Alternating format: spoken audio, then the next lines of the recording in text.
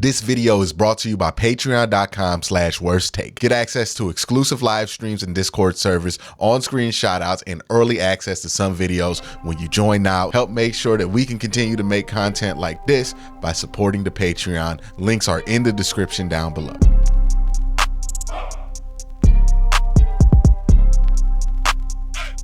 A lot of times I get on here and I talk about players who get a bad rap, and I can't really understand why those players get a bad rap.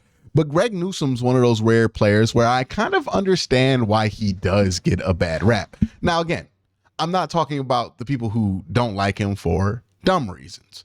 He celebrates too much. I don't care that he celebrates too much. If you don't like how he dresses or his on-field gear, those are dumb reasons not to like Greg Newsome.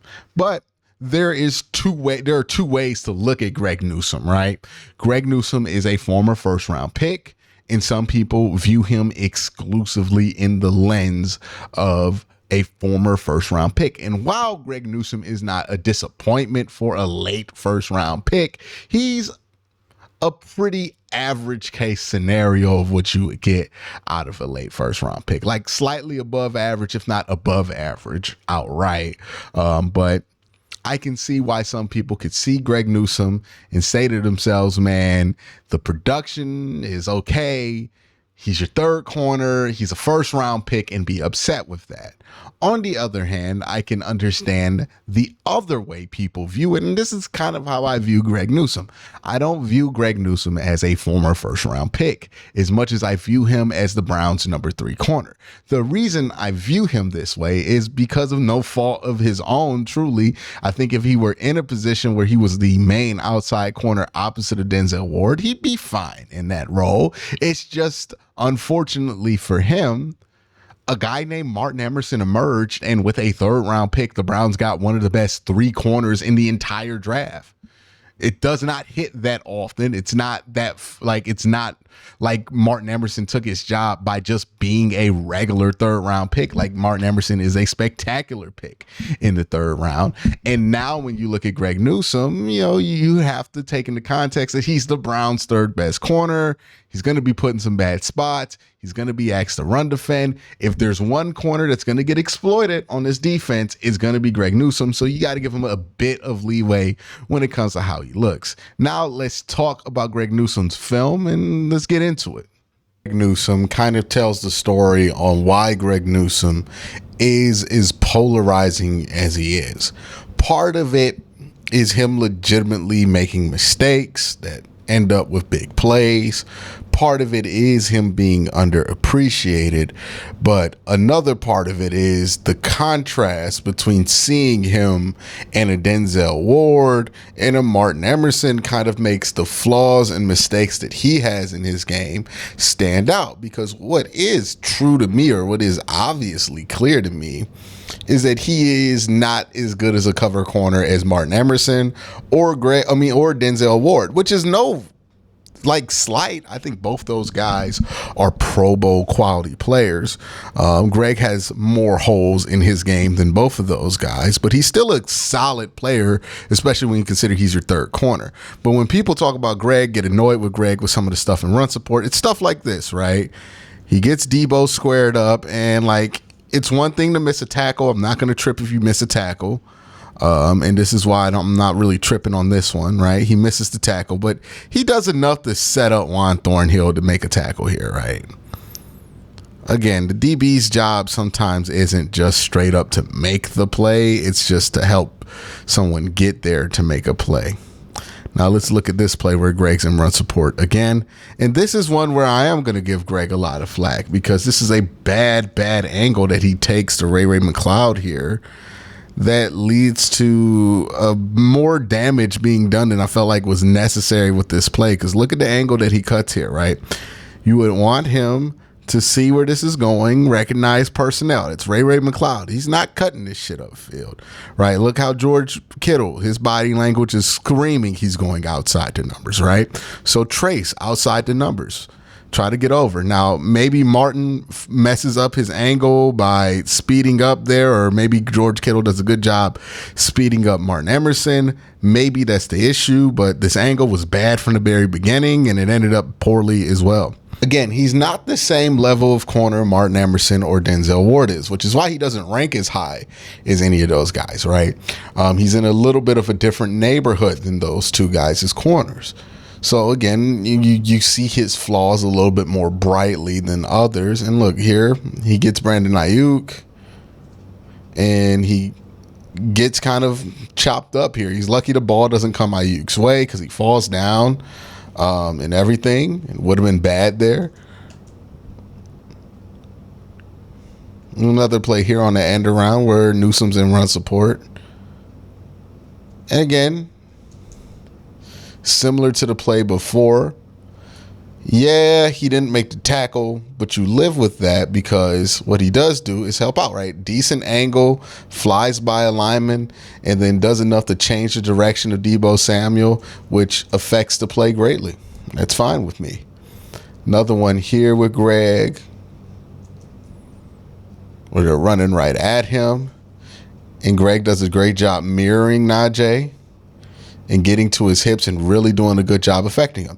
You're not going to expect little 5'11", 200-pound Greg Newsome to take down big-ass Najee Harris. It's never the expectation for a corner and run support. But this is what you want Greg to do, right? Mirror hips, slow him down, especially when you're a much better athlete than the guy you're going against, and then chip him so that, your other guys can come in and finish the play. All right?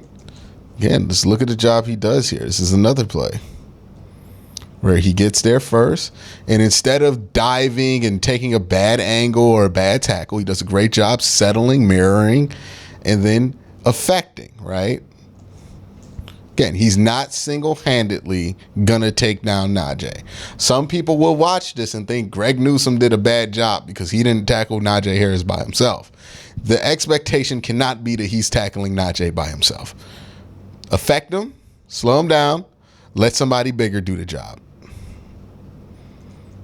It's reasonable. And he does that pretty well. And again, the Browns need guys who can do that.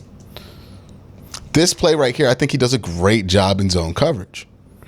Right? Watch Greg Newsome take away both Allen Robinson and the hook play for George Pickens. So he stays in that third.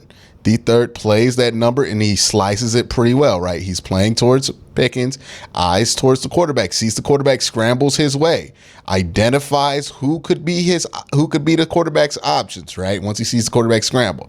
Okay, he's running right towards the numbers on the right hash. Who can he throw it to? Okay, he can throw it to Pickens, and he can throw it to Allen Robinson. Let me get closer to Allen while also maintaining my leverage underneath on George Pickens, basically forcing Kenny Pickett to kind of just YOLO that one, right? Great job covering in zone coverage. Again, Greg's not a bad corner. He's a pretty damn good corner.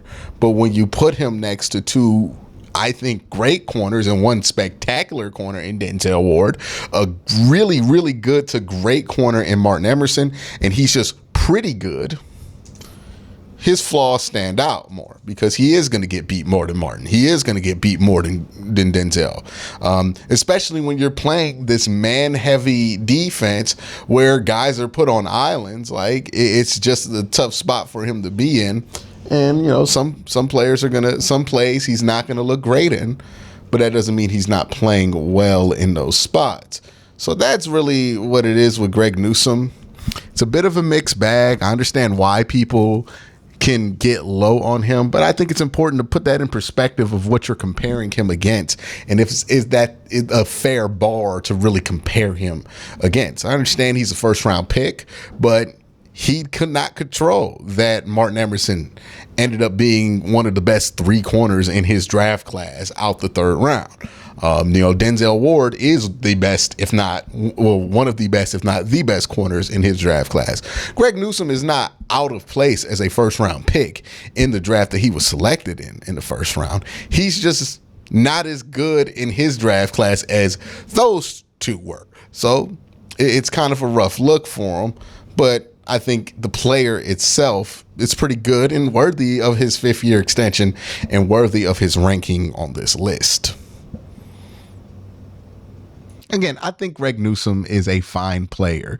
And as a slot, I think he makes a ton of sense. He definitely falls into that Taki AWOC category of I like the role that they play, but I don't know if I'm willing to pay for that role. And that's a tough spot for him to be in, given that he sacrificed so much to help this team be better. But that's just kind of where he's at. As far as what my expectations are for him, his role's not going to change from what it was last year. He's going to be this quasi slot corner / extra boundary corner. They're going to use him a lot in some of the similar ways that they used him. I think he's going to be pretty similar to what he was last year. I don't see like a giant improvement coming for him. I think he kind of is what he is, and he's a little bit out of position. But I do think he's going to provide some good moments. He provided some of the best moments last year, the pick 6 against Baltimore that helped put that team and put that game in a tie game position or close to a tie game position again. Greg Newsome is a good corner. He's going to have bad moments. He's going to get exploited because if one corner can, it's going to be him. They're going to target him more than they're going to target Martin, more than they're going to target Denzel. And he's not Denzel and he's not Martin Emerson. Those are just 2 players who are more talented than he is. So when you look at him and compare him to those 2, it's not going to be a great comp. But I think he's a really good player outside of that, a really good third guy to have in your secondary. And in my opinion, if your third corner is Greg Newsome, you're doing really damn good. But that's my thoughts on Greg. Let me know what you guys think in the comment section down below. But y'all have a great day. Have an even better night. Peace.